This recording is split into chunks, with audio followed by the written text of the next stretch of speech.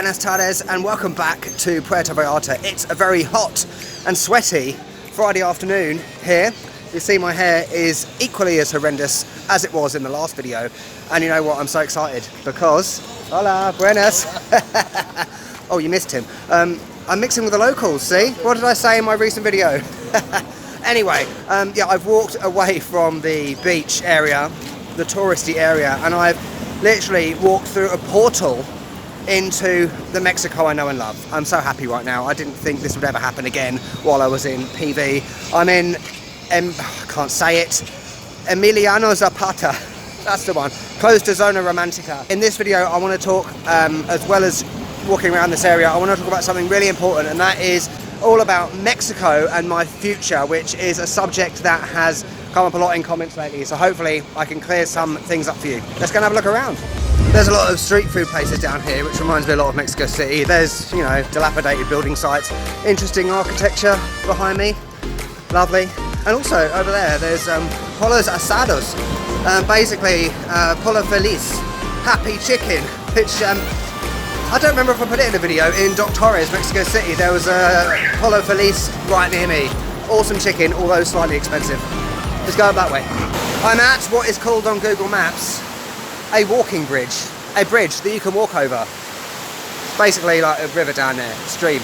On another note, in terms of chicken that I just mentioned, roast chicken, pollo asadas, someone did mention something recently about doing a video relating to Colombia versus Mexico, and I've got to say, Colombia kicks Mexico out the park when it comes to roast chicken.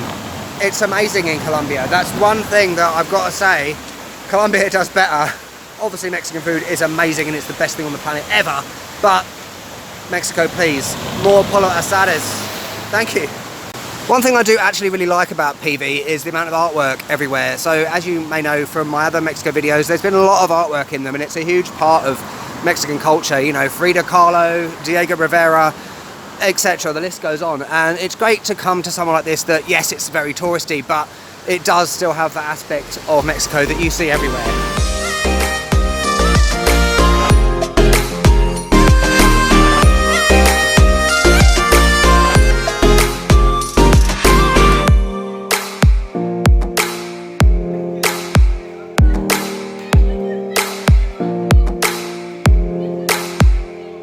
If there's one thing you know about me, I love an abandoned crap hole, which this looks like it is. I think there's a sign up saying Art Garage. Look at all the graffiti. This is amazing. This is the sort of thing that turns me completely bonkers. Smashed windows, bars on the windows, beautiful. There's another little hut over there. This looks a lot like the bathroom out of Saw. Where's like the dead bodies? It looks like someone has been living in here, obviously. I imagine homeless. One thing that you'll find throughout Vallarta is these like pole things with a lot of information, like historical information, and despite being covered in graffiti, etc. It's actually really interesting. So take a look at this. So Vallarta is actually quite new in terms of the rest of Mexico. As you can see here, colonial age up to the 1800s. Remember El Grito, Independence Day, 1821, Mexico gained independence from Spain.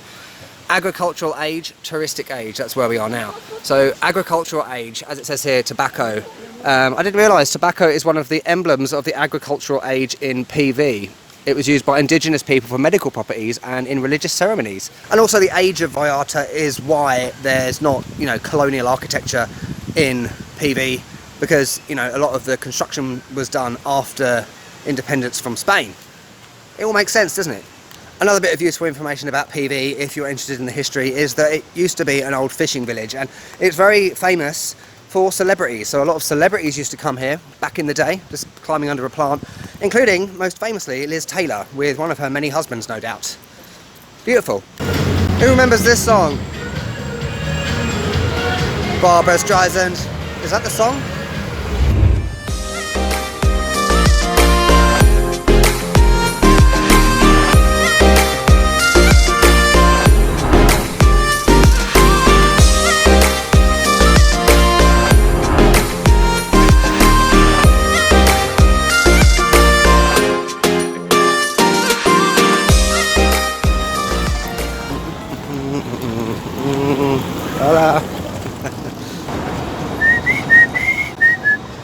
Hola.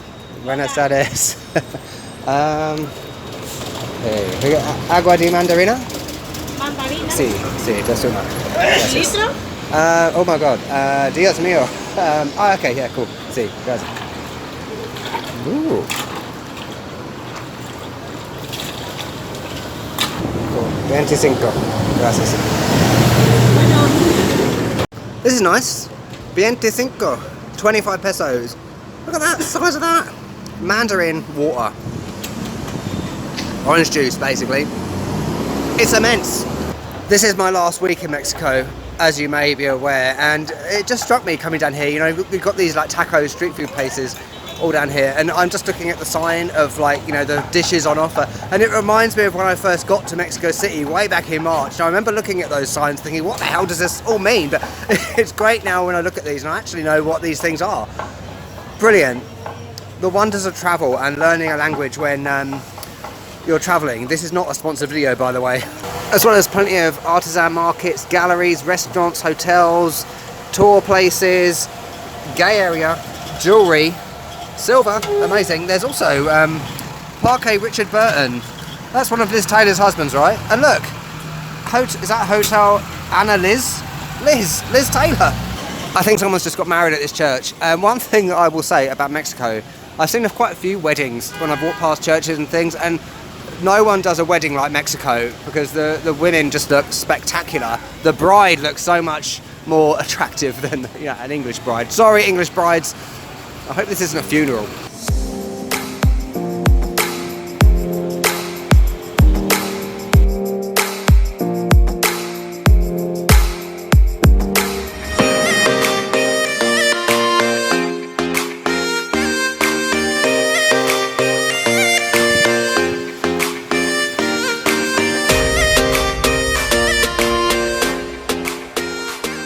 Okay, I've miraculously found myself by Oscar's Bar and Grill. Lovely. And there's a tequila tasting place over there. You can taste like chocolate, coffee, tequila. Beautiful. This is Jalisco, remember, the home of tequila. I'm near the beach now. It's time to sit down and let's get into the meat of this video. Mexico and my future. Right, I'm by the beach. Let's get this done before the sun goes down. Almost a year ago, when I was in Hiroshima, Japan, I did a video talking about travel plans for 2018. And guess what? Mexico wasn't on it. Yet, almost a year later, I've spent literally almost 9 months in this country, and I never expected that this country would become such a big part of my life, because I love it. You know, a lot of YouTubers that come to Mexico from other countries get a lot of stick, negativity about being fake and disingenuous, saying, oh, Mexico's amazing, is this Mexico? And Mexico shocked me. You noticed in the last video I was doing a bit of a joke in terms of the thumbnail and the title of the video, because a lot of YouTubers do that, let's face it, clickbait. But you know what? The thing I want to say to those people that are negative about those things, the reason YouTubers, foreign YouTubers, are so passionate about Mexico is because it's such an amazing country. I have been to almost 50 countries in the world, and there is no country at all that has the level of variety, the level of history, different types of people, amazing food. I could live in this country forever. Therefore, I want to announce in this video that I will be leaving Mexico very soon, as you know. However, I will be back. That's a promise. So I need to go back to the UK to sort a few things out, basically. I'm then planning a bit of travel in Europe and Asia, but I will be back at some point during 2019, and I'm looking to stay here long term. I'm talking about Mexico City. So I love Mexico City. The thing about long-term travel, which anyone will tell you that does this, is the fact that you feel like you have to travel all the time, you know, but the fact is, a traveller is a human being as well, and I think fundamentally we all have this thing in us where we have to have a home, and there hasn't been anywhere that I've been in the last 2 years that I've felt that way about, except Mexico City. I see pictures of it and I see videos from other YouTubers right now. People are sending me pictures of what it's like in Mexico City. Hi Laura. And it almost brings me to tears, because there is a connection I have with that place which I just cannot explain. It is my home. I have never felt so comfortable in a city in my life. So I'm planning to come back next year. Long term, I'm looking for somewhere to stay, maybe to get a 6-month rent on a place.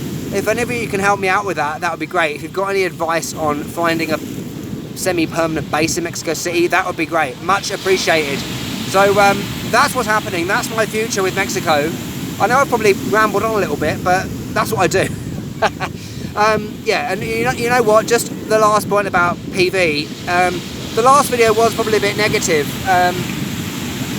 in a humorous way, but today I've really found that the Old Town area is my kind of area. You know, cobbled streets, weddings, architecture, street food. So yeah, PV, you're going up in my estimations. I've got a few more days here. There's a few more videos to come from here. So I hope you've enjoyed this one. I hope you are excited about my Mexico plan for 2019. I'm just ripping some grass up. Don't forget to subscribe as always. Share this video with your friends. If you've got friends that want to see Mexico videos next year, or indeed the 60 odd videos I've done already here, then please share and recommend my channel. That would be great.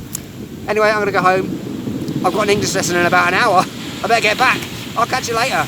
I'm really excited because I've stepped away from the... Oh, bollocks. Hola, buenas tardes. Start again. It's a very hot Friday afternoon. Oh my God, look at my hair. Hola. Oh,